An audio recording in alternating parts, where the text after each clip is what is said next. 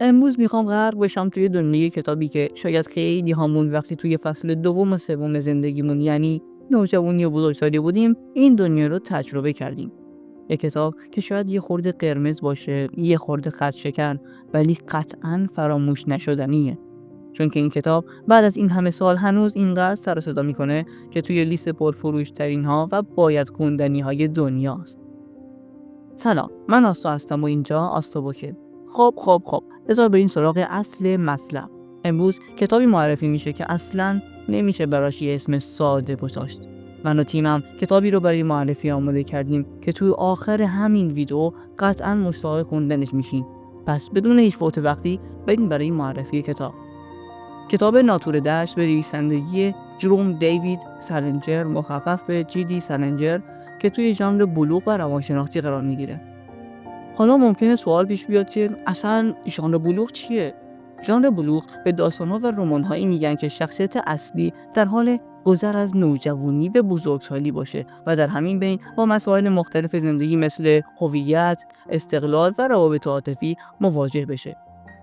از این گذشته ناتور دشت یک کتاب نیست بلکه یک تجربه است. مثل این میمونه که وارد ذهن یه پسر 17 ساله به اسم هولدن کارفیلد بشی که از همه چی شاکیه و از دنیای آدم بزرگا متنفره و به دنبال یه حقیقت گم شده توی این دنیای پر از دروغ و ریا میگرده.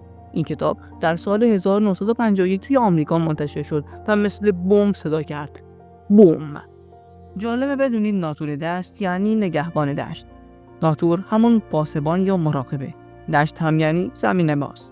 مترجم این اسم رو برای The Catcher in the Rye انتخاب کرده چون قهرمان داستان خودش رو مثل یه نگهبان میبینه، کسی که میخواد از معصومیت بچه‌ها محافظت کنه و نذاره سقوط کنن. سالنجر خودش شخصیت عجیب و غریب بود، نویسنده‌ای که بعد از انتشار همین رمان و چند مجموعه داستان کوتاه رفت سولاک خودشون دیگه اصلی چاپ نکرد. حتی مصاحبه هم نمی‌کرد و عکس نمینداخت.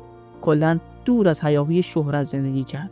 این خودش یه راز بزرگه که به جذابیت ناتور دشت اضافه میکنه. انگار خود سالنجر هم مثل هولدن از دنیای کاذبی که توش زندگی میکرده فرار کرده بود. خب از افتخارات و جوایز این کتاب بخوام بگم درسته جایزه بزرگی مثل پولیتزر رو نبرده، اما تو لیست 100 رمان برتر قرن 20 مجله تایم، 100 رمان برتر مدرن، کتابخانه مدرن و کلی لیست معتبر دیگه حضور داره. این یعنی یه شاهکار تمام عیار ادبی. اگه بخوام وایب کتاب رو براتون توصیف کنم، یه وایب ضد سیستم، اعتراض به دنیا و در عین حال کمی طنز تلخ داره. مثل صدای یه نوجوونه که توی ذهنش با خودش حرف میزنه، غر میزنه و به دنبال یه چیز واقعیه. وایبش یه جور نوستالژیکه برای اونایی که توی نوجوانیشون کلی تردید و سوال رو تجربه کردن. این کتاب یه جور مانیفست نوجوانیه. بخوام براتون یه دید قشنگ‌تر بدم، باید کتاب رو از دید یه نوجوانی ببینید که نمیدونه با خودش و زندگی چنده. شاید برای خیلی‌ها قابل درک نباشه. پس پیشنهاد میکنم که دید خودتون رو بذارید کنار رو از دید یه نوجوان 17 ساله. خب رسیدیم به بخش جذابمون یعنی نقد و بررسی کتاب. از خوبیاش اینه که زبان کتاب عامیانه است و پیچیدگی خاصی نداره. شخصیت پردازی عمیقی داره. اون نمونه خوبی از آدمیه که توی مرز بین نوجوانی و بزرگسالی گیری کرده و موضوعاتی توی رمان مطرح میشه که نسل‌های مختلف هم باش ارتباط برقرار میکنن. از بدیهاش اینه که ممکنه از یه جایی به بعد خسته کننده باشه، چون که هولدن زیادی غر میزنه و داستان بیشتر درونی و روانشناختیه و گاهی لحن تندی توی رمان وجود داره که به خاطر همین یا سانسور شده یا هم ممکنه اذیتتون کنه. سومی که شخصیت‌های فرعی کمی وجود داره، درست مثل رمان کتابخانه نیمه شب. تمرکز روی دید هولدن قرار داره یا همون شخصیت اصلی. در آخر نمره‌ای که به این کتاب میدیم با توجه به تمام نقاط قوت و ضعفش که بعضیاشون به نظرم نقاط قوت پنهان هستن، نمره 8 و 9 از 10. کلام آخر، اگه تا حالا ناتور دشت رو نخوندین حتما بهش یه فرصت بدین.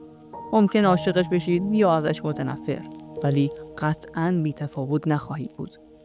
برای تهیه این کتاب به آدرس اینستاگرام ما یعنی آستوبوک مراجعه کنید و اگر از این ویدیو خوشتون اومد حتما ما رو سابسکرایب کنید و زنگوله کنارش رو هم بزنید تا عضو خانواده آستو بشید.